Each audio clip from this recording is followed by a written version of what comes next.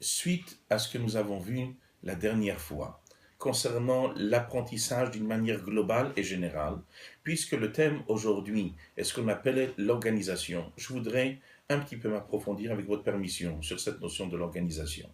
Pourquoi nous avons parlé de l'organisation? Parce qu'un des principes fondamentaux de la vie de chacun de nous, c'est l'ordre hiérarchique, les valeurs. Qu'est-ce qui vient en premier et qu'est-ce qui vient en deuxième? Et ça, c'est ce qu'on appelle l'organisation. Organiser des choses. Évidemment, l'organisation n'est pas simplement un tri, car il ne faut pas confondre trier et organiser. Lorsqu'on parle de trier, nous séparons des valeurs et des objets. Telle valeur, telle chose appartient à telle catégorie, telle chose appartient à une autre catégorie. Ça, c'est ce qu'on appelle un tri. Lorsqu'on parle d'organisation, ce n'est pas simplement un placement de valeurs ou de choses à l'horizontale, mais là on parle à la verticale, c'est-à-dire qu'est-ce qui vient en premier, qu'est-ce qui vient en deuxième.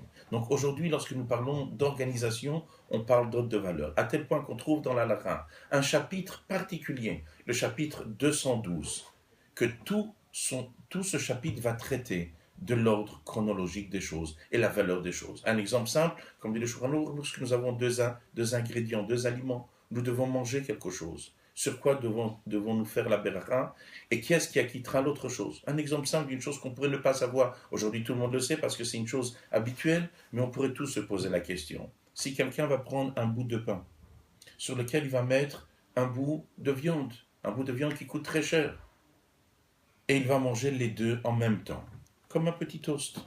Sur quoi doit-il faire la bénédiction? Est-ce qu'il doit faire la bracha d'Amotzi lechem min haaretz sur le pain, ou she'akol nihya bidvaro sur le bout de viande, ou peut-être doit-il faire les deux bénédictions, Hamotzi sur le pain et she'akol sur le bout de viande? Rappelons-nous que dans notre cas à nous, ce bout de pain a une valeur minime. 1 kilo de pain coûte 2 euros.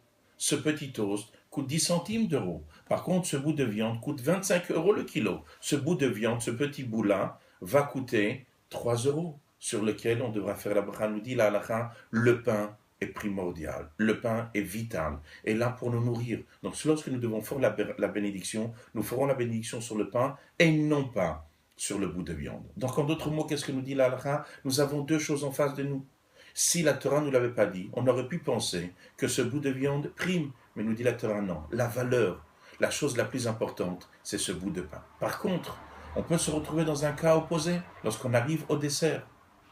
Lorsque nous avons fini notre repas, nous sommes sortis de cette configuration de ce qu'on appelle un repas, une personne de prendre un dessert. Dans ce que la loi définit ce que nous appelons un dessert. Il va prendre une glace à la fin de son repas, il devra faire la bénédiction de She'akol Niyabidvaro, malgré que la bracha de She'akol est quelque chose de la bracha la plus basique parmi toutes les bénédictions, puisqu'il est sorti de la configuration du repas. Là, il nécessite de faire la beracha. Donc le Shulchan Aruch est là pour nous apprendre comment aborder la Torah, est là pour nous dire quelles sont les choses qui sont en premier, quelles sont les choses qui viennent en deuxième position. Alors, Chazak ou Baruch pour votre écoute, et la prochaine fois, nous allons voir encore plus de détails dans cette organisation. Kol Tuv et Hatzlacha.